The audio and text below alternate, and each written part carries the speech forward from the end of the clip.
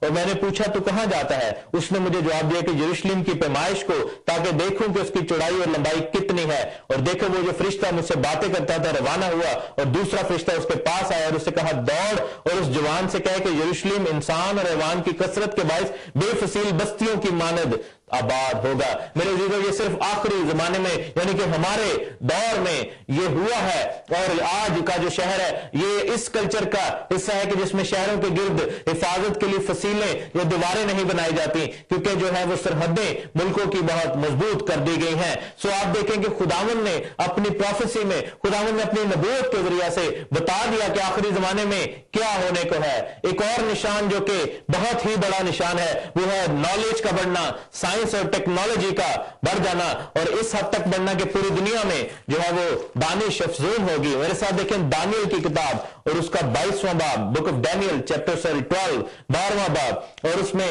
لکھا ہے تیسری آیت میں کہ اہل دانش نور فلک کی مانند چمکیں گے، اور جن کی کوشش سے بتھیرے سالک ہو گئے وہ ستاروں کی مانند ابد الآباد ہوں گے۔ اور پھر لکھا ہے کہ اے دانیل ان باتوں کو بند کر رکھ اور کتاب پر آخری زمانہ تک مہر لگا دے، بتیرے اس کی تفتیش اور تحقیق کریں گے اور دانش افزون ہوگی، یعنی کہ نالج جو ہے وہ بڑھ جائے گا۔ آخری زمانے کا نشان کیا ہوگا کہ دنیا میں جو ہے وہ علم کا اضافہ ہوگا، نالج کا اضافہ ہوگا۔ اور آپ دیکھیں کہ 19ویں صدی کے آخر تک، 20ویں صدی کے شروع تک، جب تک جو فرسٹ ورلڈ وار نہیں ہوئی، دنیا میں اتنی زیادہ ترقی نہ ہوئی، اتنی زیادہ جو ہے وہ ایڈوانسمنٹ نہیں تھی، اور فرسٹ ورلڈ وار میں بھی لوگوں نے گھوڑوں پر بیٹھ کر جنگیں لڑی۔ لیکن آپ دیکھیں کہ 20ویں صدی میں، آپ فرسٹ ورلڈ وار کے بعد میں دیکھیں کہ سائنس اور ٹیکنالوجی کا اضافہ کتنا زیادہ ہوتا گیا ہے، اور اتنا زیادہ ہو گیا کہ اس صدی کو، جو کہ گزشتہ صدی گزری ہے، اس کو کہتے ہیں کہ اس میں اتنی زیادہ ٹیکنالوجی اور سائنس اور نالج بڑھا ہے کہ اس میں جو ہے وہ پوری ساری جو آج تک جتنی بھی صدیاں گزری ہیں اس میں نہ ہو سکا۔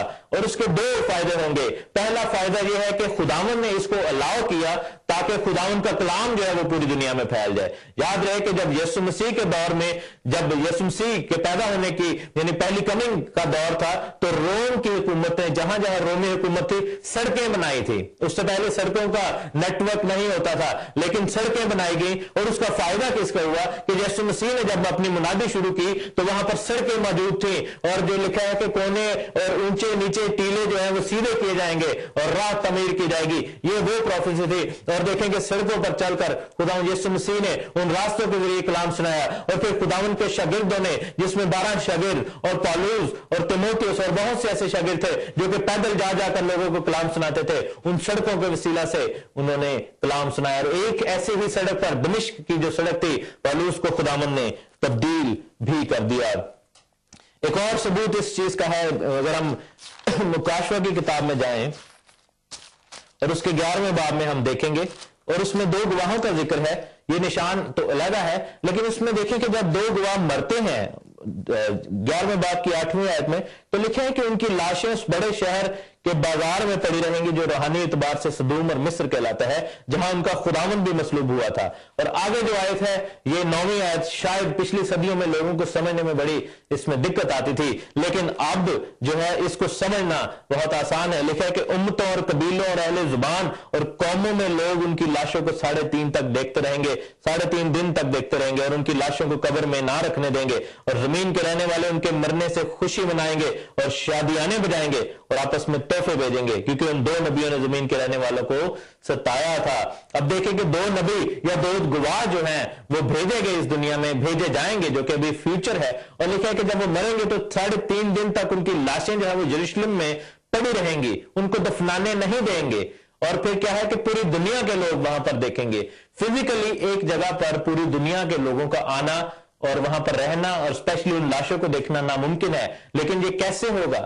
یہ میڈیا کے تھرو ہوگا، کیونکہ دنیا میں سائنسی طور پر اتنی ترقی ہو چکی ہے کہ آج اگر دنیا میں کوئی ایونٹ ہوتا ہے تو پوری دنیا اس کو دیکھتی ہے، ہر قوم اور قبیلہ کے لوگ اس کو دیکھتے ہیں۔ اور یہ جو ہے مکاشفہ کا جو رائٹر یوحنا ہے، یہ اس دور میں بیٹھ کر لکھ رہا ہے جبکہ ایسا سوچنا بھی नामुमकिन था। लेकिन खुदावन के बंदा ने रूह की हिदायत से ये बात लिखी कि उनकी लाशें जो है वो पूरी दुनिया के लोग बैठकर देखेंगे और शादियाने बजाएंगे और खुशी मनाएंगे। आप देखें कि जब 9/11 हुआ था और उस पूरी दुनिया जो है वो रुक गई थी और दुनिया के हर मुल्क में, उस वक्त मैं पाकिस्तान में था और पीटीवी और पाकिस्तान के जो चैनल्स हैं वो बंद हो गए थे और एक ही चैनल्स जो है वो दुनिया में आ रहे थे और वो एक ही सीन दुनिया में दिखा रहे थे। अगर वर्ल्ड लेवल का कोई इवेंट हो तो पूरी दुनिया जो है वो रुक जाती है और देखती है। और उस वक्त मिडिल ईस्ट में खुशियां और शादियाने मनाए जा रहे थे और जो स्वीट्स जो है बांटी जा रही थी। और देखेंगे ये मिडिल ईस्टर्न कल्चर को यहां पर दिखाया गया है। लेकिन उस साइंस और टेक्नोलॉजी का जो फायदे वाली बात यह है वो यह है कि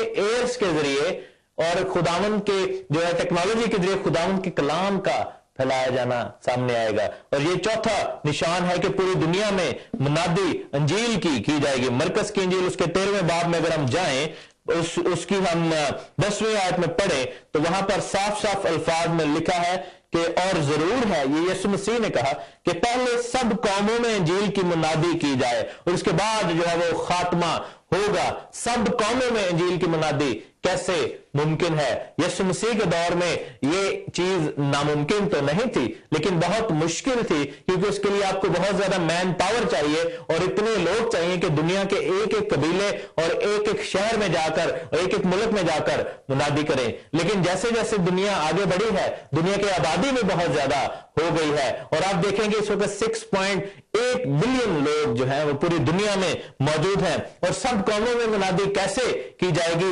ये मीडिया के जरिए की जाएगी, प्रिंटिंग के जरिए की जाएगी, ये एडवांसमेंट के जरिए की जाएगी, इंटरनेट के जरिए की जाएगी।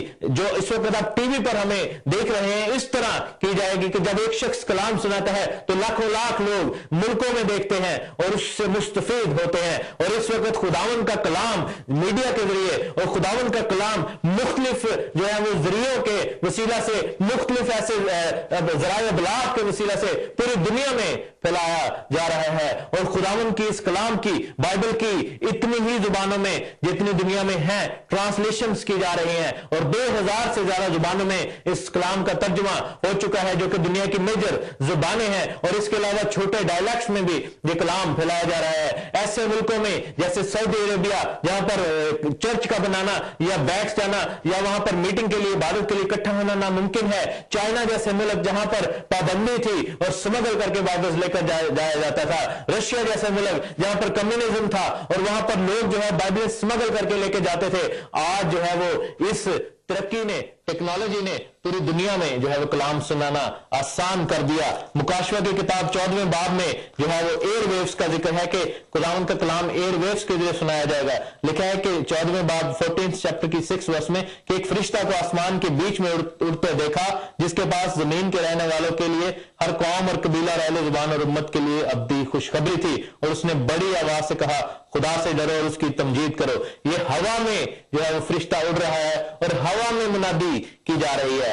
हवा की अमलदारी जो थी वो इब्लीस को कहा गया कि इब्लीस के पास थी, लेकिन खुदावन ने अपने लोगों को मौका दिया है कि हवा को इस्तेमाल करें, एयर वेव्स को इस्तेमाल करें, इस वेव्स को, टेक्निकल वेव्स को इस्तेमाल करें और खुदावन की मुनादी जो है वो करें, सैटेलाइट्स को यूज करें और खुदावन की मुनादी करें। लेकिन इस टेक्नोलॉजी में इतना एडवांसमेंट जो है उसके कुछ नुकसानात भी हैं कि इंसान ने अपनी तबाही का सामान भी करना शुरू कर दिया है, वेपन्स बनाने शुरू कर दिए हैं और उसके बारे में भी अभी बात करेंगे। देखते हैं वैसे कौन कॉल पर है। हेलो हेलो हेलो जी, मैं कुलतार सिंह बोल रहा हूँ। जी कुलतार साहब, कैसे हैं आप? ठीक ठाक जी, शुक्र खुदा का। Thank you. आप बहुत अच्छा आज आप जो ने पैगाम दिया, जैसे आपने कहा कि अगर कोई किसी को वार्निंग ना दे इज़ीकियल तो वो तो मरेगा।